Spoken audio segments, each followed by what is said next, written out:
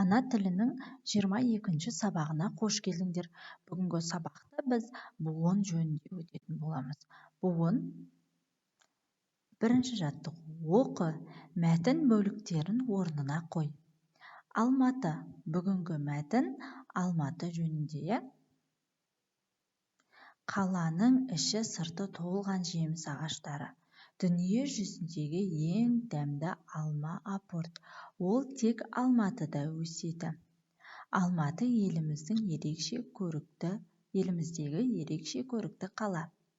Балалар, енді осы жерде бірінші бөліктері қайсы деп ойлайсыңдар? Дұрыс. Бірінші Алматы еліміздегі ерекше көрікті қала. Содан кейін қаланың іші сырты толған жеміс ағаштары. Дүние жүзіндегі ең дәмді алма апорт. Ол тек Алматыда өседі. Міне балалар осылай құралады. Енді Алматы туралы дерек көздерден біліп ал. Сол бойынша өз ойыңды айт. Ендеше мен сендерге Алматы жайлы бірнеше ақпараттар берейін. Алматы Қазақстанның ең ірі мегаполис саналады. Ғылыми, білім беру, мәдени, тарихи, экономикалық, қаржылық, банктік және елдің индустриялық орталығы болып табылады. Қаланың аты Алматы, Алма қаласы деп аударылады. Алматы үлкен белестерді бағындырған қала.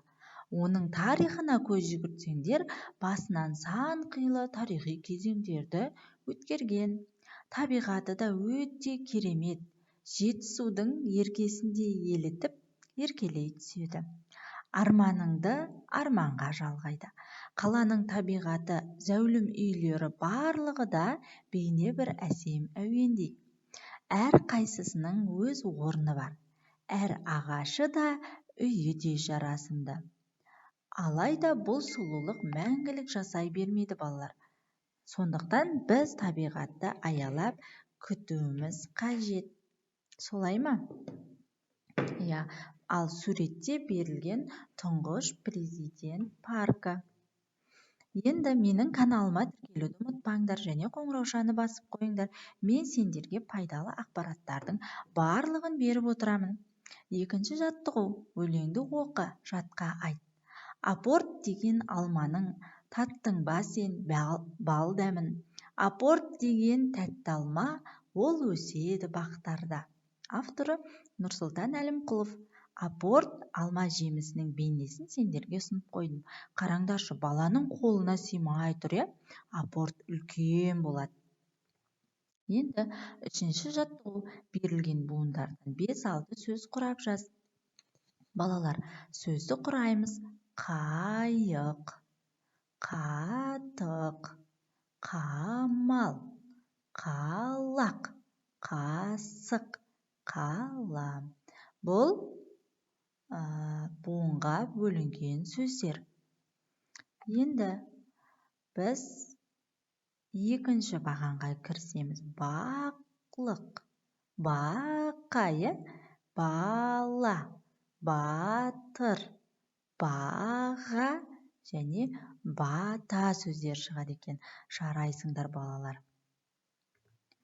Дәптермен жұмыс. Менің каналыма тіркелуді ұмытпаңдар. Бірінші көркем жазамыз. Дәптерімізді алып, бейнеде көрсетілген әрбір әріпті дәл солай етіп жазыңдар. Ө дыбысы. Балалар, ө дыбысы қандай дыбысқа жататын еді?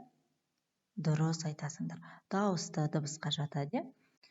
Енді үшінші жаттығуда мынадай тапсырма берілген. Сурет атауларының алғашқы буындарынан сөз құра.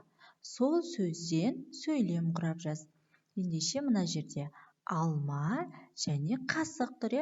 Енді мен сендерге біреуін жасап берейін, қалғанын өздерің үйде орындаңдар. Себебі барлығы дайын бола берсе, сендер білімдеріңді арттыра алмай қалуларың мүмкін. Сондықтан алма сөзінің ал сөзін алайық, оған сөздер құрап көрейік. Алты, алшы, алға.